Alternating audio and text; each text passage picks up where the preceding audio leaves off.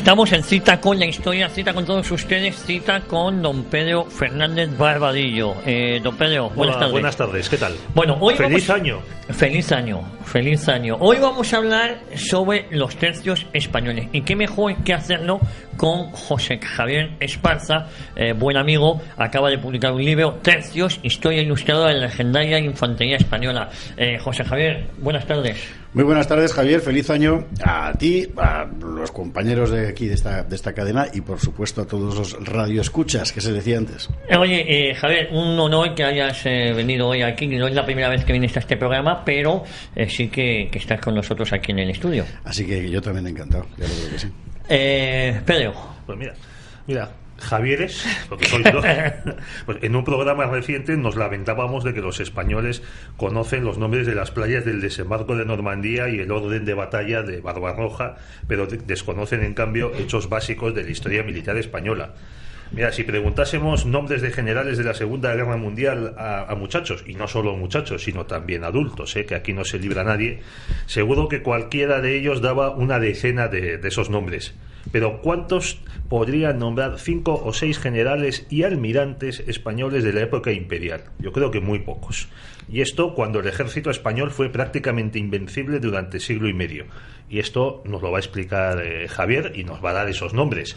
El libro que tenemos aquí empieza estupendamente porque en las guardas tiene una enorme bandera de la Cruz de Borgoña y además no con las aspas lisas, sino con los nudos, como históricamente era. Que los nudos representan las ramas que se cortaron de los árboles para crucificar a San Andrés. Así es. Que es la Cruz de San Andrés, ¿no? También. Es la Cruz de San Andrés, que por eso se llama así. Son las armas que vienen a España desde Borgoña con Felipe el Hermoso. De mal a dada memoria y felizmente temprano fallecimiento.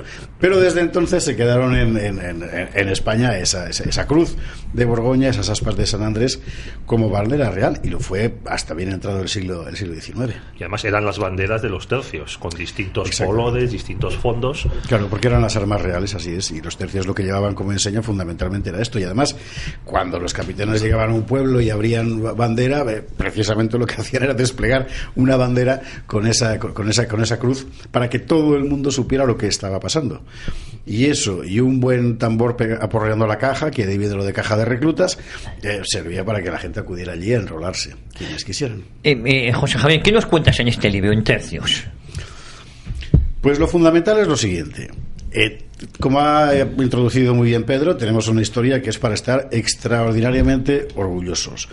Tercios es una aproximación lo más divulgativa posible y también lo más completa posible a la historia de la que fue la mejor infantería del mundo sin discusión durante siglos, no solo durante el periodo que fue imbatible, también después y también antes, por comparación con las anteriores, y que ha marcado de una forma indeleble la historia de España y la historia de Europa, también hoy. Y haciendo hincapié en algo que a mí me parecía particularmente importante, y es lo siguiente: estamos acostumbrados a imaginar las hazañas de los tercios como la obra de una gente muy bragada, muy valiente, con mucha mala leche, que se lanzaba cuchillo entre los dientes a por el enemigo y a degollar al hereje. Vale, bien, eso no es mentira, pero lo fundamental de los tercios, la razón básica de su éxito, no fue solo el coraje, sino que fue también la inteligencia de la organización, de la planificación, de la logística, de la capacidad de innovación, de adaptación tecnológica perpetua a todas las novedades que iban apareciendo en el ámbito de la armamentística, de la artillería, etcétera, cosa que frecuentemente se pasa por alto porque estamos acostumbrados a reducir la imagen histórica del español, en el mejor de los casos, a la de un noble bruto. Bueno, pues no, noble y además listísimo, y la historia de los tercios y sus victorias es precisamente consecuencia de eso. ¿Te acuerdas que en un programa dedicado a los científicos españoles, así en España había habido ciencia, hablábamos precisamente de esto, claro, Javier, de que la imagen que tenemos en España, por desgracia, es la de que nuestros antepasados eran unos brutos o eran unos beatos, y en medio no había habido nada. Y al contrario, Pues, oye, para circunnavegar el mundo hacía falta mucha ciencia, también mucho valor, y lo mismo para ser capaz de vencer a todos los ejércitos. Así es. Porque, como tú explicas, había dos elementos muy poderosos en aquella época, que eran la caballería acorazada francesa y los piqueros suizos. Efectivamente. Y a los dos los vence el gran capitán, que también habría que hablar de él, porque hace 2 años escasos se cumplieron 500 años de su muerte, y ha sido uno de los inmensos personajes que ha dado España, de los que no se ha dicho nada.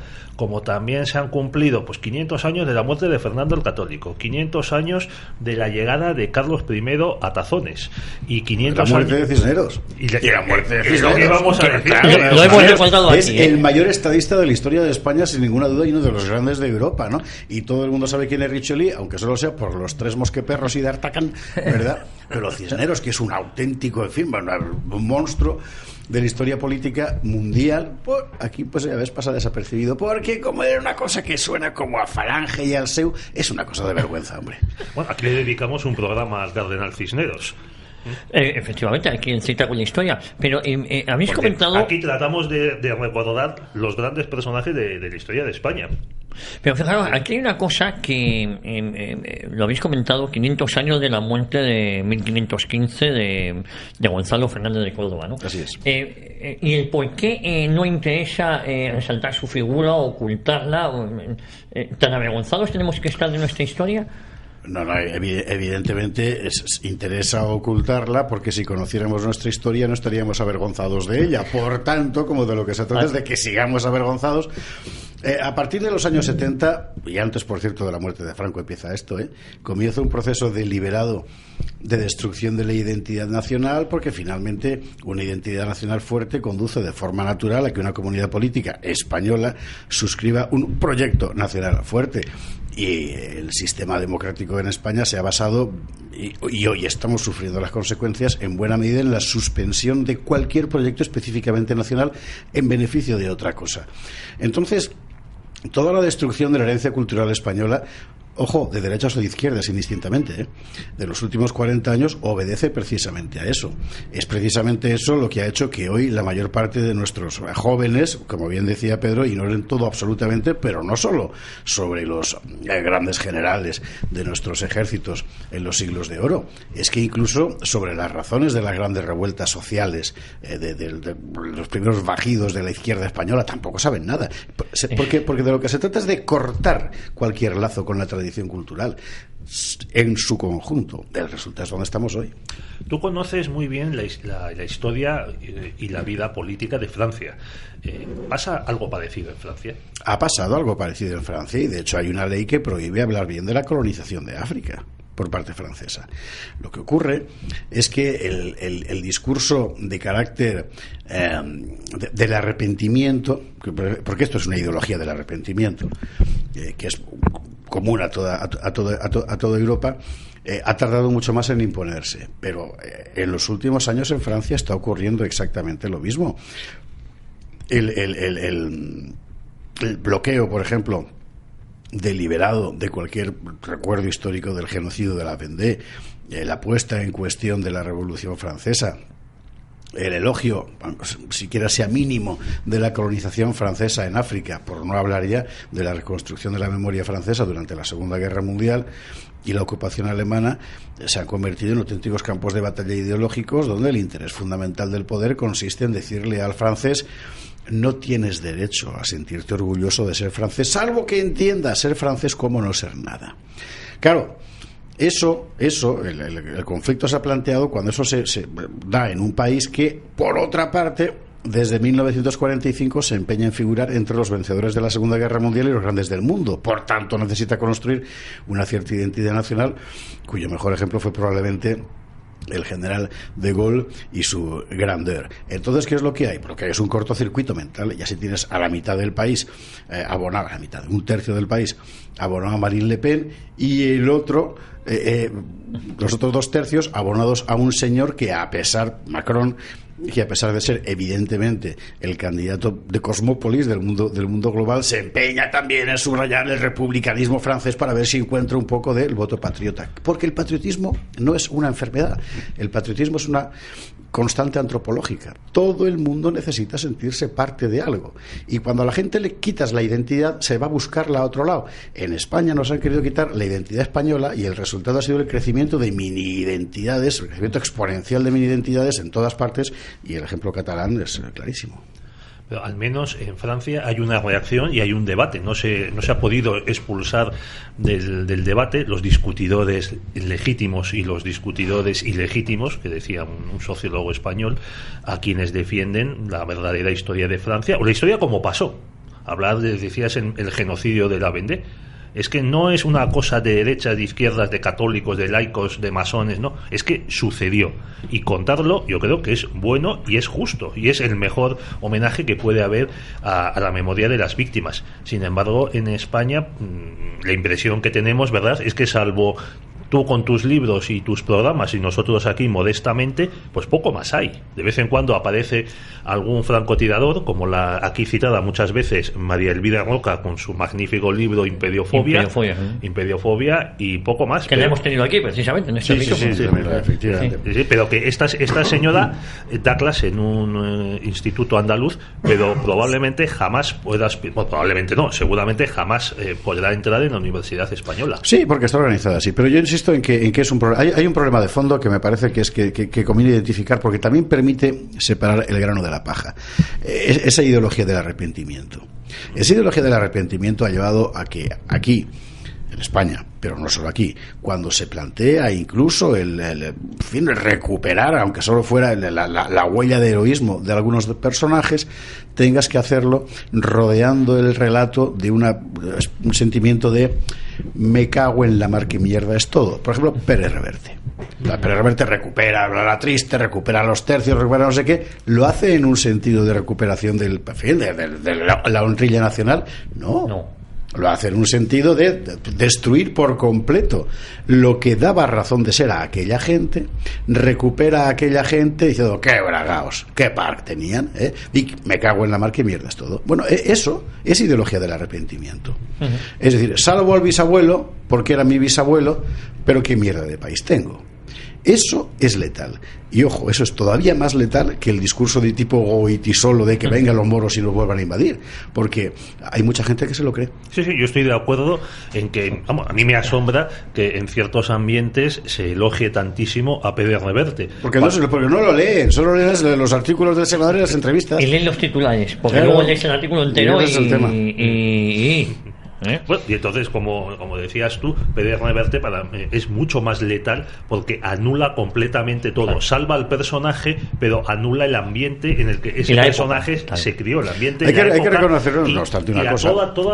Todos los elementos, vamos a hablar a continuación de esto, todos los elementos, como en los tercios, que llevan a los soldados, a los españoles de la época, a unirse a los tercios o a hacer lo que hizo el abuelito carlista o el abuelito que cruzaba el océano para ir a Filipinas. Claro, exactamente. Y sin embargo, lo verdaderamente importante es eso, es decir, las acciones humanas no son acciones individuales.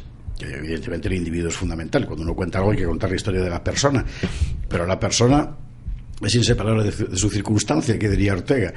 Y los tercios fueron lo que fueron en aquellos siglos, pues, a bote pronto 1502, 1650, para entendernos, precisamente por la circunstancia y por el país en el que se encontraban y por cuáles eran sus valores cardinales.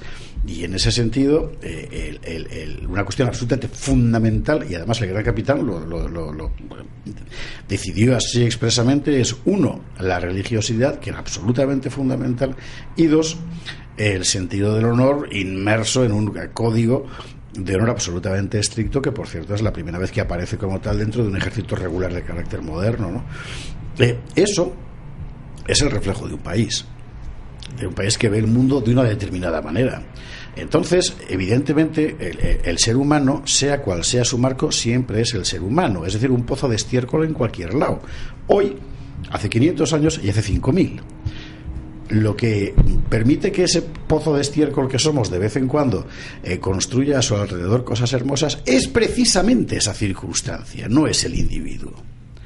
Y es precisamente esa circunstancia lo que hace que España, en América, en lugar de dedicarse a matar indios regalándoles mantas con viruela, como lo hacían los colonos ingleses, se pelee con ellos, se mestice con ellos y cree universidades, catedrales, carreteras y hospitales, etcétera. Oye, hay una... volviendo a los tercios, tienen como base el honor y la honra, y no el dinero. No podemos hablar de ellos como mercenarios, puesto que la paga era ridículo y los saqueos estaban prohibidos. Sí, no, mercenarios, desde luego. Mercenarios eran... Vamos a ver, el concepto de mercenario, ojo, porque aquí también hay que matizarlo. Hombre, sí, mucho. Es decir, ¿qué es exactamente un mercenario? Porque es un soldado que combate por dinero. Es decir, la inmensa mayoría de la gente que se dedica al oficio de las armas, incluso hoy. Los profesionales. ¿Qué es? El que combate para cualquier bandera en función del salario. Vale, entonces, desde ese punto de vista, nadie menos mercenario que un soldado de los tercios. Si nos vamos a la cuestión económica, efectivamente el salario era bastante magro. Yo hago en el libro una comparación de lo que se podía comprar. Es decir, no estaban mal pagados, el problema es que no cobraban. Claro, que tardaban muchísimo en cobrar, por razones logísticas fundamentalmente, ¿no? Y en cuanto al cambio de bandera, jamás. Es decir, si algo caracterizaba precisamente al soldado español de los tercios frente a los otros soldados suizos o alemanes o franceses, igualmente valientes, igualmente corajudos, etcétera, era precisamente, y por cierto, igualmente mal pagados, era precisamente que el español jamás iba a cambiar de bandera, porque era una cuestión de honor. Y eso es uno de los grandes hallazgos de los tercios. Decía Ernst Jünger que los grandes corporaciones que han dirigido en la historia humana siempre se han caracterizado por tener un código ético completamente específico, es decir, el caballero francés medieval, es evidente, la marina británica, bueno, la Compañía de Jesús, el Estado Mayor prusiano, realmente son corporaciones que han hecho la historia del mundo. Bueno, los tercios también. Y ese código ético, que es por ejemplo que se refleja en el poema de Calderón famosísimo, de este ejército que ves vago al hielo y al calor, y que está muy bien porque lo que ves según lo vas leyendo y según vas leyendo los hechos de esta gente es que aquella disciplina feroz que les caracterizaba no se debía tanto al miedo a que te castigara el superior como al miedo a que el compañero te mirara mal. Y eso es una cosa muy poderosa, ¿no? Citabas el poema de Calderón en el sitio de Breda. Además, Calderón también fue combatiente en los tercios. Bueno, pues voy a citar unos versos.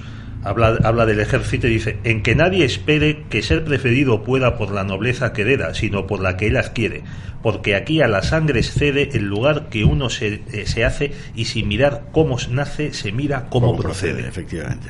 Esto es muy importante porque has puesto el dedo en la llaga, y es yo hablo en el libro de algo que es una constante en la historia de España desde el principio de la Reconquista, que es una democracia de las armas, en el siguiente sentido.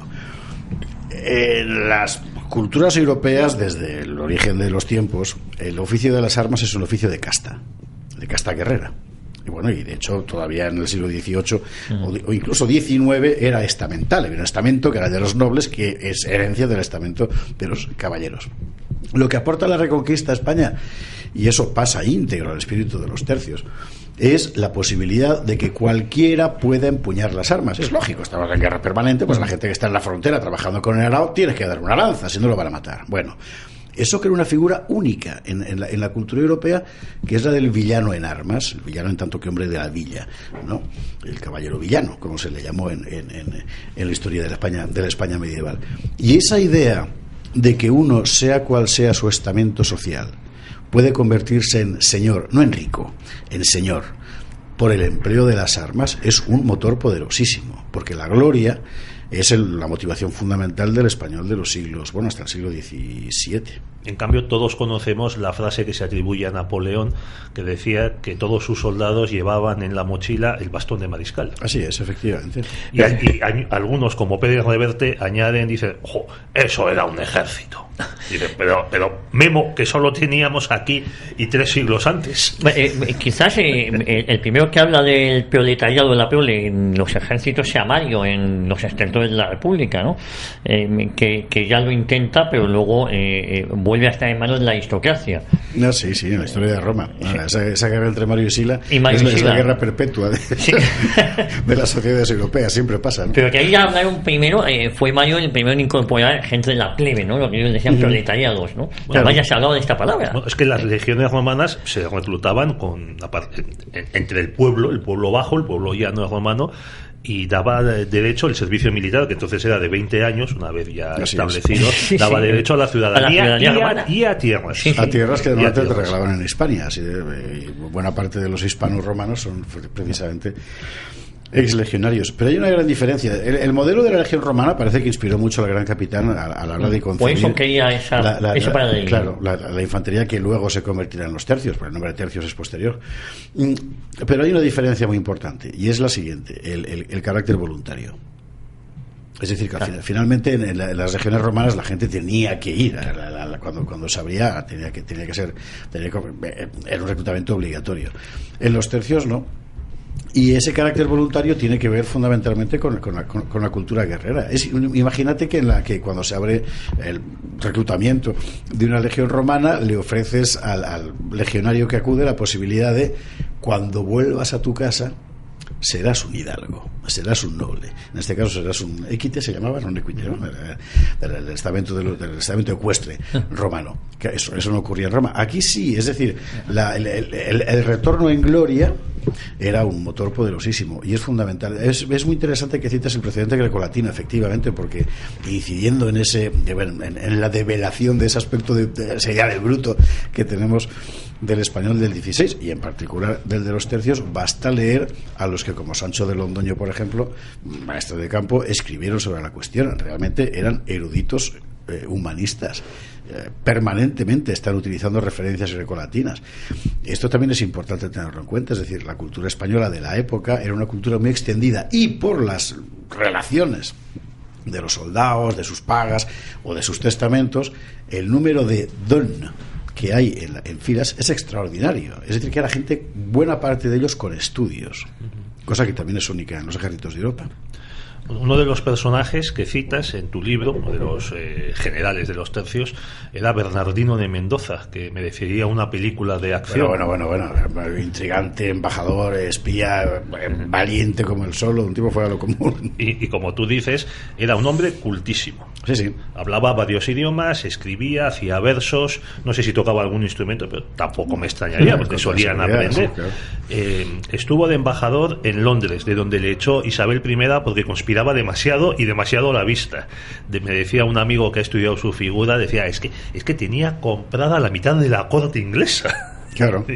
Y lo enviaron a París, Felipe II, y convirtió la embajada española en París en un centro de conspiración europeo a favor del catolicismo y del rey su señor, por supuesto. Así es. Y estuvo en varias batallas jugándose la vida. Hay personajes extraordinarios en el libro, que fundamentalmente es un libro de historia en el que voy contando hechos, como es lógico, contando además el contexto histórico. Los personajes son fundamentales que vayan apareciendo, porque además la peripecia de cada uno de ellos te permite reconstruir al concepto de los tercios y a la época. Lope de Figueroa, Mondragón, que es el tipo que inventa los vadeos de río, que es una locura, pero le sale bien. O sea, vadear un río como el Mosa es vadear el estrecho de Gibraltar. Bueno, en fin, exagero un poco, pero no creas que mucho. O sea, ese tipo de cosas. En fin, Romero, Dávila, son personajes completamente extraordinarios. Iba a decir fuera de lo común. No, lo común era eso.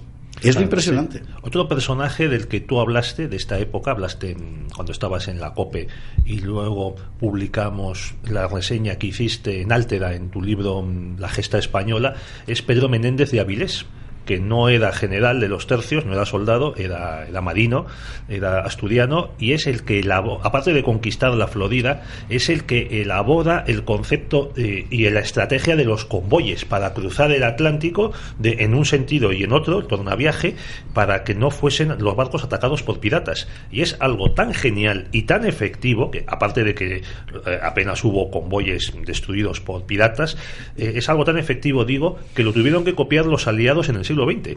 Fíjate.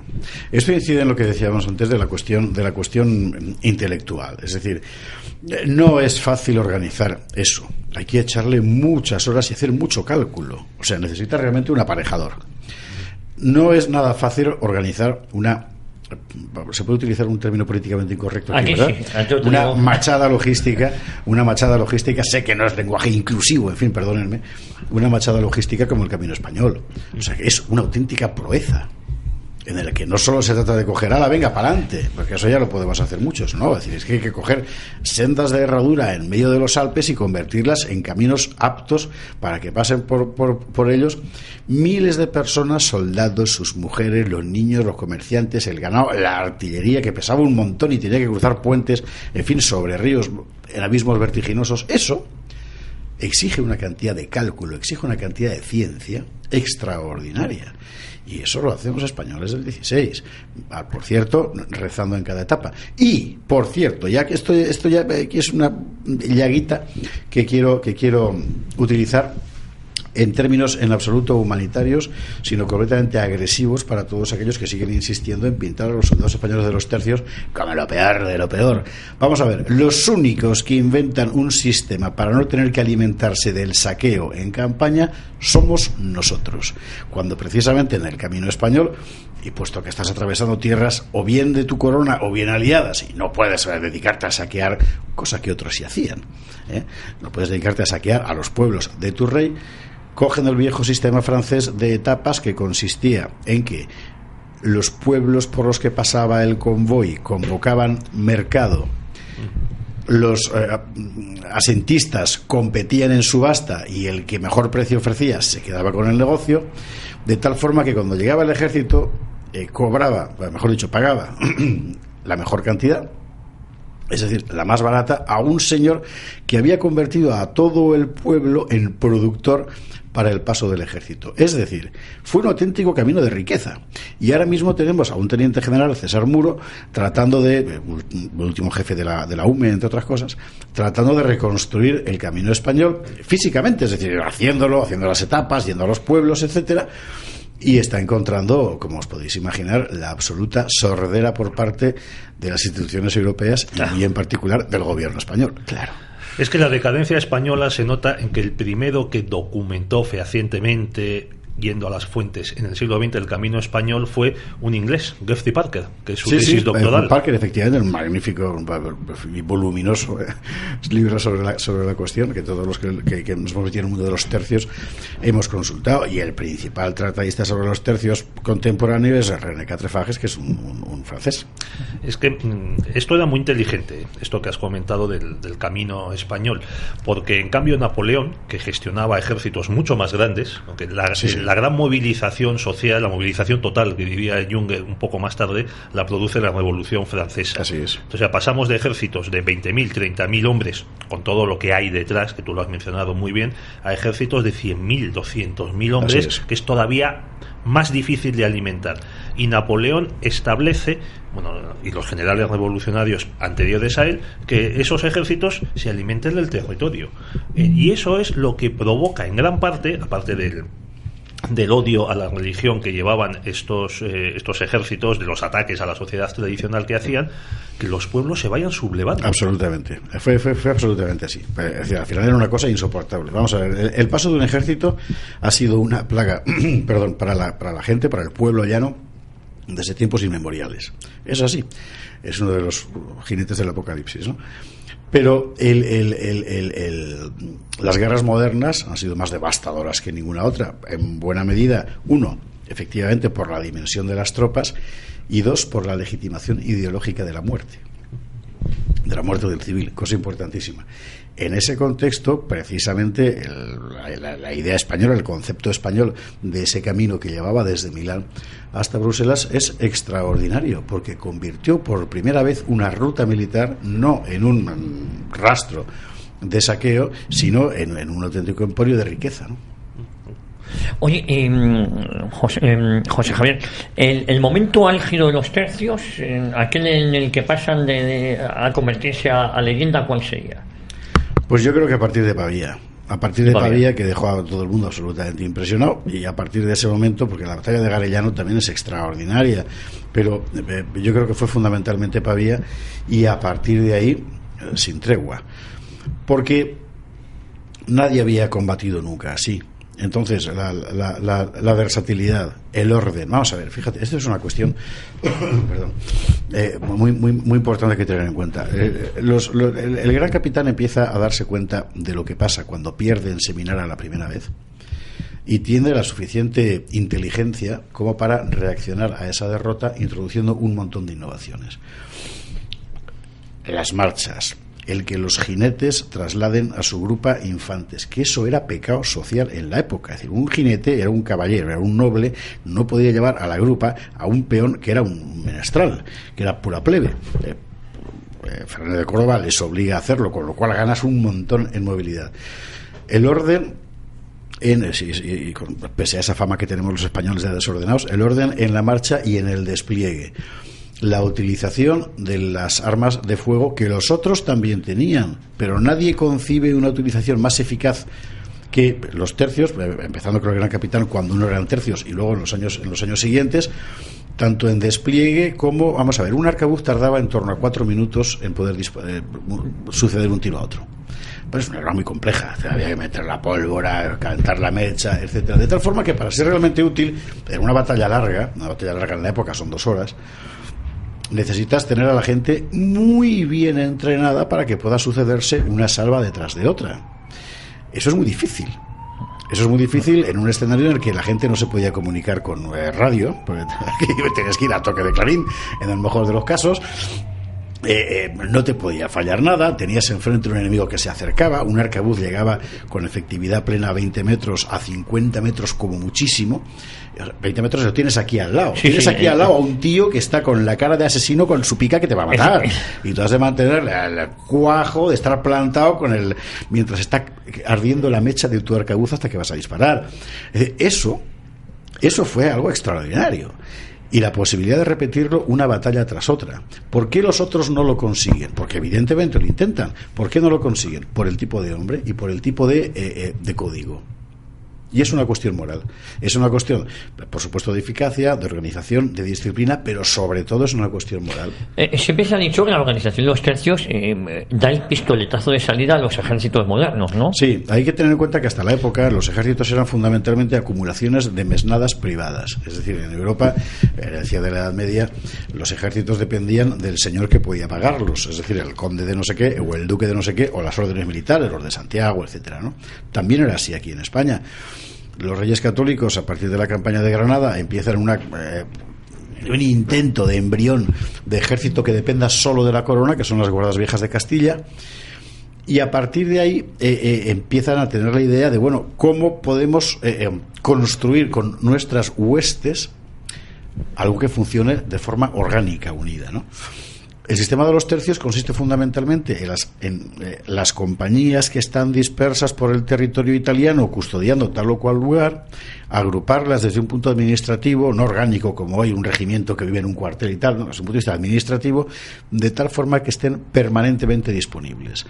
De tal forma que a una persona, o un maestre de campo, se le encomienda la misión de reunir a todas esas tropas y poder estar en condiciones de moverlas permanentemente en un escenario que poco a poco va desde Flandes hasta Argelia, describiendo un arco en el mapa de Europa.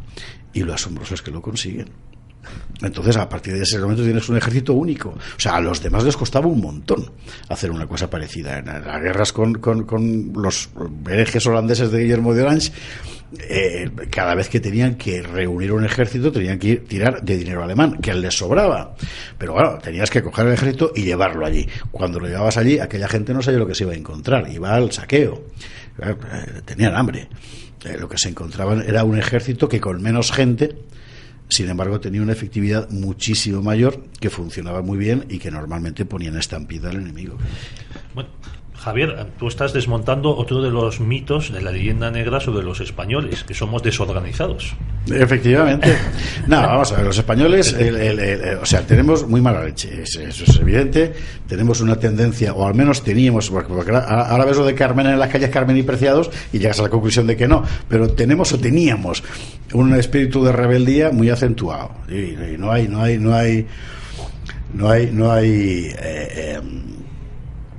nada mejor para poner un español en frente de algo que tratar de imponérselo, ¿no? Bueno, pero en líneas generales y sobre todo en materia de guerra, me parece que en todas partes, a lo largo de nuestra historia y hasta fecha muy reciente, cuando digo muy reciente digo hace 2 o 3 años, es decir, cómo han funcionado las tropas españolas en una guerra ajena al fin y al cabo como la de Afganistán, es algo formidable. Claro, claro que sabemos funcionar. Lo que pasa es que tenemos también ahí una ideología del arrepentimiento, ¿no? Dice, nosotros qué pobres somos en comparación con el noruego, que ese sí que es un europeo. Bueno. Oye, nos vamos a ir a publicidad, José Javier Esparza, sí. Pedro Fernando de Barbadillo. Tomamos un respiro y volvemos de inmediato aquí a Cita con la Historia, hoy hablando sobre los tercios españoles. Fictes, limpieza de moquetas, tapicerías y todo tipo de pavimentos. Fictes, especialistas en recuperación y rehabilitación de suelos. Teléfono 91 870 4696. Para más información de Fictes, info@fictes.com. Summer Decor. Reformas integrales, tarimas y parquets, puertas y ventanas, electricidad, fontanería y calefacción, materiales de alta gama, trabajos limpios y de gran calidad. Summer Decor, más de 20 años de experiencia en el sector de las reformas con la mayor de las garantías. Pida su presupuesto online sin compromiso en summerdecor.com. Arrocería de Augusto. Restaurante, gastrobar y, por supuesto, los mejores arroces. Y si no quieres arroz, puedes elegir entre una amplia carta: hamburguesas, arepas, chuletón, lubina. En la Avenida de los Poblados, número 131. Teléfono para reservas 91 341 0731 o en el 601 295 515. Ideal para grupos. Recuerda, Avenida de los Poblados 131. Arrocería de Augusto. Mucho más que arroz.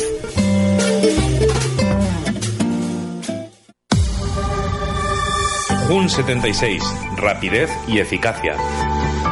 Todo tipo de obras y proyectos, peritaciones, dirección de obras, informes y valoraciones. Somos especialistas en edificación, urbanización, obra industrial, rehabilitación y todo tipo de reformas en su hogar o local. JUN 76, una empresa familiar a su servicio. Conózcanos en www.jun76.es, www.jhun76.es. La calidad nos avala, el trato nos distingue.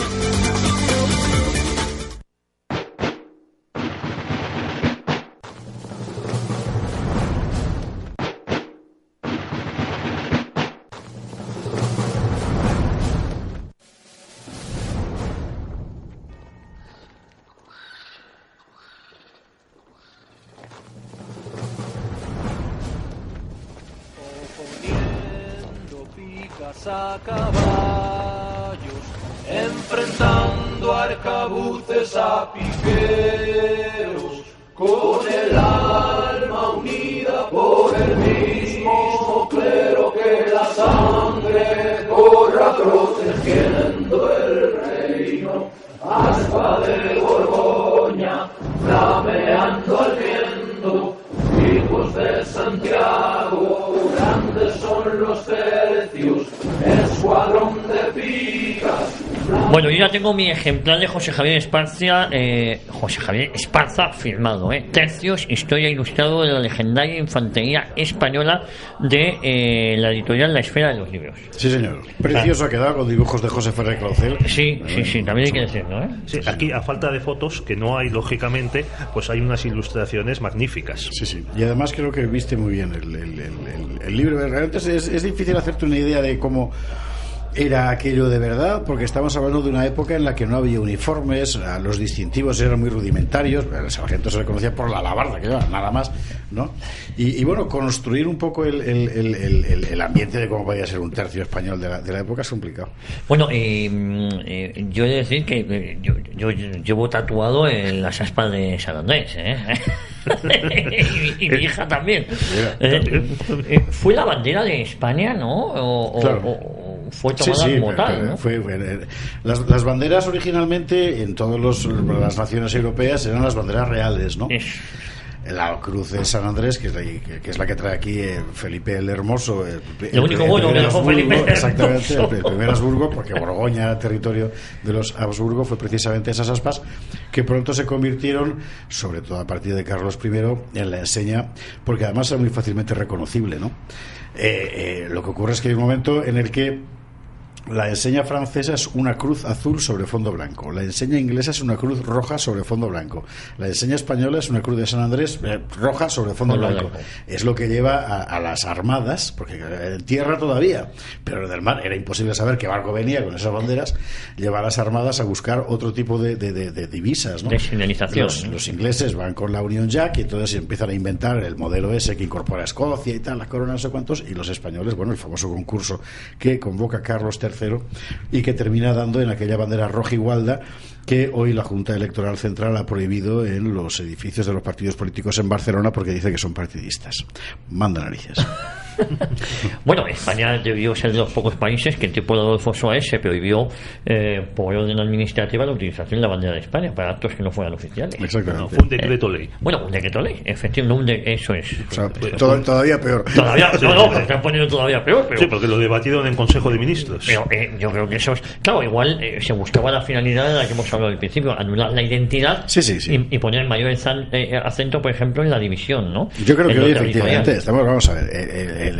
Pedro no, porque es más joven, pero tú y yo sí. Hemos vivido los momentos de la muerte de Franco y el principio de la democracia. No hay mucho más joven. ¿Qué cara de joven pone Pedro? ¿Qué cara de joven? Y además con la suficiente memoria como para recordar lo que era la España de Franco y lo que pasaba antes y después. Bueno, hace muchísimo tiempo de eso. O sea, llevamos ya más tiempo en democracia que el tiempo que Franco gobernó. Sí. Claro. No me digas. Pero esto si se lo cuentas a los de Podemos les da un ¿cómo es posible? ¿Para que esté todavía andando por ahí? Pues sí, efectivamente.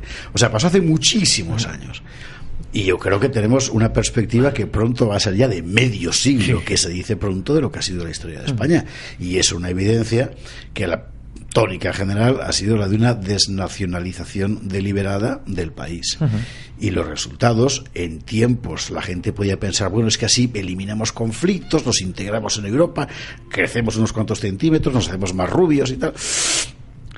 Creo que hoy, efectivamente, el balance no puede ser peor desde muchísimos puntos de vista. Entonces, y no es una cosa solo española, la recuperación de lo nacional, que al final es la base de cualquier democracia, porque no hay democracia posible si no hay comunidad política y conciencia de ella. Bueno, la recuperación de lo nacional está siendo la tónica dominante en Hungría, en Polonia, en Austria, en Eslovenia, en Francia, también en buena medida en Italia, ya no te digo en la pérfida Albión. En Austria, donde han formado gobierno hoy las derechas, ¿verdad?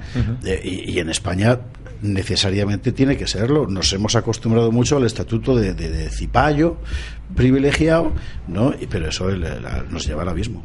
Pero decías una democracia sólida necesita una base patriótica. Mira, las dos democracias más antiguas del mundo, la de Estados Unidos y la de Suiza, son países donde no se discute la base nacional. Incluso en Suiza tienen el servicio militar que conocemos todos, donde la gente está activa o está en la reserva durante años y años, hasta los 40 y tantos o los 50 y tantos años.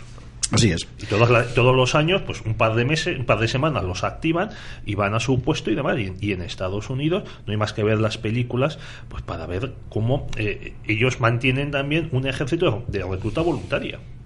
Claro, hay que rompiendo ya esa pesadez del discurso del posfranquismo, que es una cosa que solo le interesa a los dinosaurios ideológicos de la ultraizquierda en España, tan abundante. El hecho objetivo es que si hoy hay una convicción en todas partes, es que no es posible una democracia real de la que la gente se sienta mínimamente parte si no hay previamente un concepto de comunidad política que te explique por qué es bueno seguir viviendo juntos. ¿Y eso? Mencionabas los dinosaurios. Hace unos días entrevistaban en El País, cómo no, a Santos Juliá para proponernos a Manuel Azaña. Velociraptor historiográfico, efectivamente. Otra vez, Manuel Azaña, pero puede haber habido tipo más fracasado en la Segunda República que Manuel Azaña. Y dices, bueno, sí, Niceto Alcalá Zamora. No, pero el caso de Azaña es más interesante y también es enormemente interesante que Santos Juliá lo reivindique, porque ¿qué es Azaña? Azaña es un intelectual de primer nivel que escribe como Los Ángeles, con un fondo cultural muy notable, que tiene una carrera, académica, pero eso nunca ha sido necesario para ser un gran intelectual, que concibe una idea de sí mismo completamente desmesurada y una idea del país que le rodea completamente despectiva. Y el resultado es un tipo que llega al poder convencido de que él va a ser la inteligencia suprema, y lo dice así en sus discursos del Ateneo, que mueva al noble pueblo bruto trabajador a construir con sus manos la Revolución Francesa que no tuvimos. Y por tanto hay que destruir la corona, hay que destruir la iglesia y hay que triturar el ejército. Y yo aconsejo a todo el mundo que lea los discursos de Azaña en el Ateneo, creo que fue diciembre de 1930, Pío Moa los sacó enteros, creo que los personajes de la República vistos por ellos mismos, porque son absolutamente elocuentes. Es decir, es que eso es lo que esa gente tenía en la cabeza. Es decir, no tenían una idea del Estado, no tenían ni sentido del Estado, ni sentido de la historia, ni sentido del patriotismo. Y ese mal ha contaminado por entero a buena parte de la izquierda y hay también de la derecha española, y el resultado es que estamos donde estamos. Bueno, volvamos al pasado, que es más entretenido y sobre todo más satisfactorio que el presente que padecemos. Bueno, según donde estés. Bueno, de momento estamos con los tercios. Entonces sí. Y, oye, hablábamos de los códigos de honor de los tercios. A mí me gustaría mucho que mencionases cómo los castigos y los premios se daban por igual a todos los miembros de los tercios, con independencia de su origen social. Es muy importante señalar eso, y además un material clásico felizmente disponible al alcance de todos en Internet, que es el discurso de Sancho de Londoño, uno de los grandes maestres de campo, al que, fíjate, en un momento determinado, pero es finales del 16, es decir, estamos todos en la cumbre de la ola, bueno, se lo pide el duque de Alba, que haga un tratado disciplinario, porque está notando que se pierde el nivel. Y bueno, estamos en una época que es absolutamente dorada, es impresionante. Y Sánchez de Londoño hace un texto muy divertido, que es muy divertido, en fin, divertido cuando lo lees hoy, ¿no? Quiero recordar que es discurso sobre cómo reducir la disciplina a su estado más antiguo y mejor, o una cosa parecida, ¿no? Que es extraordinario para saber cómo funcionaban. O sea, la violación estaba penada con la muerte, por ejemplo, cosa muy importante.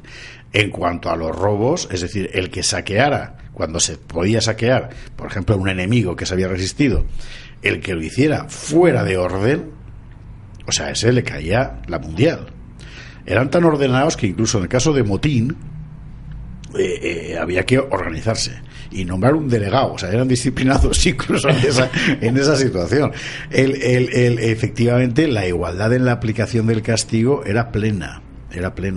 Y esto es muy importante porque al final estás exigiéndole a esa gente que se ajuste a un rigor que, si no es igualitario, es injusto. Y la forma de que sea justo es precisamente hacerlo igualitario. Digo igualitario, no equitativo, porque aquí la palabra efectivamente es igualitario, es decir, a todos por igual. Y el discurso de Londoño es muy interesante también porque es también una definición moral, es decir, qué es lo que está bien y qué es lo que está mal. Y una cosa que añadiré, es genial la forma en la que explican cómo puede castigar el superior al inferior que se rebela. Por ejemplo, el sargento llevaba una alabarda, era su signo distintivo. Ya digo que no había divisas ni había uniformes y tal. Entonces el sargento con esa alabarda podía pegar al soldado que flagrantemente hubiera incurrido en falta, pero no podía lastimarle para el combate. Es decir, podías pegar, pero en cualquier parte que no fuera importante para combatir. Si un alférez, por ejemplo, o un cabo, veía que un soldado había cometido una falta evidente, no podía aplicar directamente él la pena, tenía que dar parte. y era por el curso reglamentario, ¿verdad? El superior quien decía al final se le aplica tal pena. Era todo extraordinariamente organizado y efectivamente la disciplina era durísima y ellos lo aguantaban todo, lo aguantaba todo menos que les hablaran alto, como decía el clásico, porque eso no lo soportaban. O sea, tú puedes aguantar la penalidad, el hambre, el sufrimiento, el frío. Al que venga un tío a gritarte, eso no, pues esa es la cuestión. Bueno, se habla mucho de que eran tercios españoles. Eran españoles en cuanto que obedecían a la corona española, pero su composición era la que cabría esperar de un imperio como el español. Era de diversas naciones. Aquí hay dos cosas efectivamente que subrayar. Por una parte, en las tropas imperiales aparecen tercios españoles, tercios italianos compuestos por españoles, tercios italianos compuestos por españoles e italianos, y además regimientos valones de la época. Los valones incluyen flamencos católicos, porque la de Flandes fue una guerra civil, la cosa fue más regimientos alemanes contratados, o bien mediante paga, o bien porque formaban parte de la corona de los Habsburgo, más cosas tan sorprendentes como los jinetes croatas, que eran una cosa genial. Los jinetes croatas en más de alguna batalla son decisivos. Debe ser una gente de un arrojo fuera de lo común. Oye, nos quedan 10 minutos, pero a mí sí me gustaría, José Javier, ¿cuándo viene la decadencia de los tercios? ¿O por culpa de quién? ¿O por qué ese declive? Bueno, son muchas causas a la vez. Normalmente la gente dice Rocroi y a partir de ahí todo. Bueno, Rocroi todavía luego se ganó más de una batalla después de Rocroi, es decir. Pero hay varios procesos al mismo tiempo. Por un lado, desde el punto de vista logístico, cada vez es más complicado mantener en Flandes un ejército bien habituallado y bien remunerado. Con lo cual la cosa es muy complicada. La cosa se pone muy complicada y además, precisamente, el número de españoles, naturales españoles en los tercios desciende. 2. Los otros aprenden. Es decir, el enemigo aprende. Y además, mal que bien, puede empezar a recuperar sus posiciones e incluso, en el caso de Holanda, por ejemplo, una posición predominante desde el punto de vista comercial que le permite pagar ejércitos sin descanso. Con lo cual, es como si tuviera siempre permanentemente un enemigo enfrente por más que le ganes, que es lo que ocurrió en Flandes, porque por más que ganabas aparecía de repente otro ejército, que eran pues mercenarios alemanes y escoceses, por cierto, a los que pagaba Guillermo d'Orange, primero con ayuda inglesa y luego ya por sí solo. Luego al final fue él el que atacó a los ingleses, pero bueno, esto es otra historia. Es decir, el enemigo aprende. El enemigo no solo aprende, sino que además incorpora muchas de las tácticas propias y también las armas. Entonces el enemigo cambia. Y desde el punto de vista orgánico, y esto es muy importante, el sistema se hace viejo. ¿Por qué? Pues porque el tercio había nacido fundamentalmente como asamblea administrativa de una serie de compañías a las que alineabas para llevarlas a algún lado y dar una batalla, ¿no? Pero con el tiempo cada vez es más difícil llevar a nadie a ningún lado y sobre todo se hace de pura lógica pensar que es mucho más eficaz tener a esa gente alineada ya en una unidad orgánica que se va a llamar regimiento, y que es la que todos hemos conocido porque empieza en el siglo XVIII. De hecho, los tercios eran sustituidos formalmente a principios del XVIII en regimientos, porque eso es más práctico. Es decir, tienes una unidad acantonada, acostumbrada a trabajar junta y bien coordinada, y que está junta ya. De tal forma que la acumulación de unas cosas y otras termina haciendo que los tercios finalmente lleguen a una situación de colapso como la de la segunda batalla de las Dunas, cuando realmente, al margen de errores personales y tal, que también los hubo, sencillamente es que el otro es más fuerte que tú y tu sistema ya no vale. ¿Tenemos tiempo para 2 preguntitas? Hombre, por favor. Pues muy bien. La primera pregunta. Oye, a mí me ha llamado muchísimo la atención la baja, tú das los datos, la baja mortandad de soldados de los tercios en batallas que ganaban. Enfrente, 2.000 bajas, 3.000, y en el lado de los tercios, pues a lo mejor 40 fulanos. Sí, bueno, en Bicoca 1, y además por una col de una mula, no por un tiro enemigo. Eso se debe a lo siguiente. Es cuestión de organización, de destreza, de coordinación, es decir, de saber trabajar bien, y porque lo que había enfrente realmente era una asamblea de todo eso que reprochan los críticos progres al soldado de los tercios. Los de enfrente sí que eran facinerosos, mercenarios, ladrones, violadores, una tropa de leva recién reclutada en la Baja Sajonia. En cuanto la cosa se ponía dura, sencillamente salían en desbandada. Y amigo, no hay nada más letal que una desbandada. Sencillamente tienes de repente a 2000 tíos dando la espalda a su enemigo, expuestos a que el enemigo evidentemente los arrolle y enfrente normalmente un río. Es decir, las escabecheras. Guillermo de Orange es uno de los grandes criminales de guerra de la historia de la humanidad, por cómo llevó a sus propias tropas una vez tras otra a auténticas hecatombes que ningún oficial español jamás habría consentido. Claro, como Guillermo de Orange lo que llevaba al matadero eran mercenarios extranjeros, exactamente, pues, sí, señor. Oye, la segunda pregunta para terminar. Tú has escrito varios libros sobre la Reconquista española, también en la esfera de los libros, y al principio de este libro sobre los tercios hablas del valor de los llamados celtíberos, de los habitantes de la península ibérica. Te quería plantear una polémica histórica sobre la caída del reino godo y la victoria musulmana. ¿Cómo, siendo tan valientes, tan poderosos, tan bragados los españoles de entonces, los celtíberos, los íberos, como los queramos llamar, cómo de esa manera los musulmanes, Tarik y Muza, pueden conquistar la península ibérica, la España goda, en tan poco tiempo? Bueno, remito al oyente a La gran aventura del reino de Asturias, primer libro de la trilogía de la Reconquista, y a mi próximo libro, que es precisamente sobre los godos.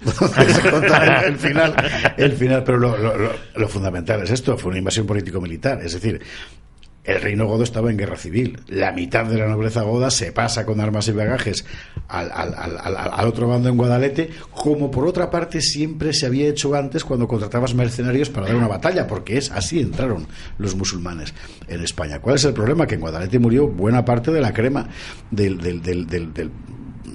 la élite dirigente visigoda, y los musulmanes se encontraron con el poder manga por hombro y el país a sus pies. Y luego fue una cuestión de pactos.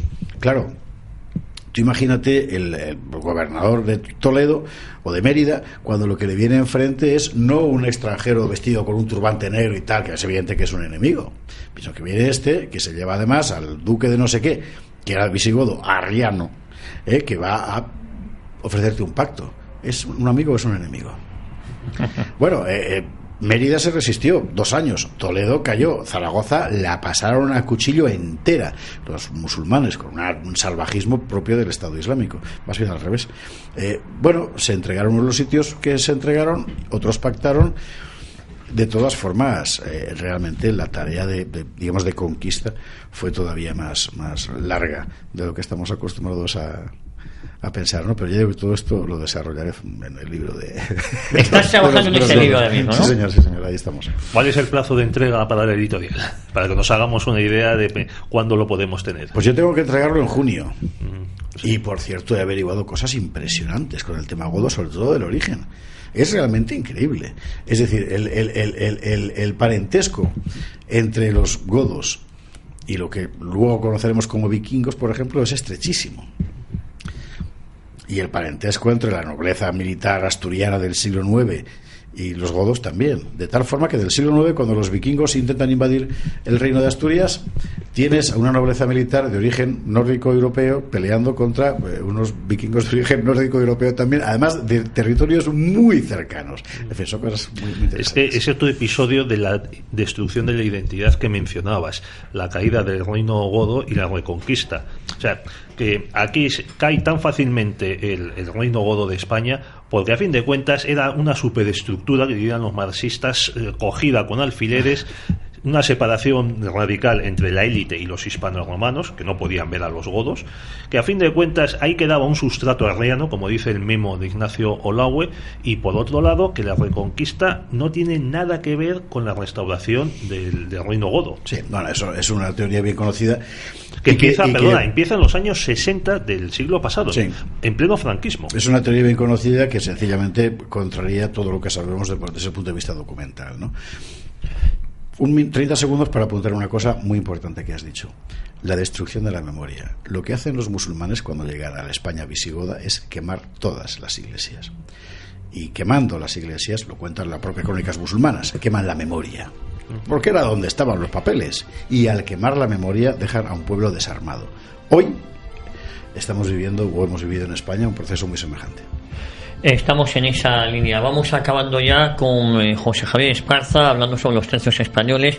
Pedro Fernández Barbarillo, impresionante el libro que tenemos en nuestras manos. Yo ya tengo mi ejemplar dedicado, como os he dicho. Yo se lo voy a exigir ahora mismo a Javier. Lo firmo ahora de Pedro. Ahora mismo. José Javier, como siempre, ha sido un placer. El placer ha sido mío, muchísimas gracias. Que sabes que te seguimos muy de cerca. Gracias mil. Eso no es una amenaza, es un halago. Pedro Fernández Barbarillo, la próxima semana aquí un programa más, una edición más en Cita con la Historia. Pues vamos a adoptar como lema de este programa lo que decía Javier, recuperando la memoria. Recuperando la memoria, nos vamos hasta la próxima semana, amigos.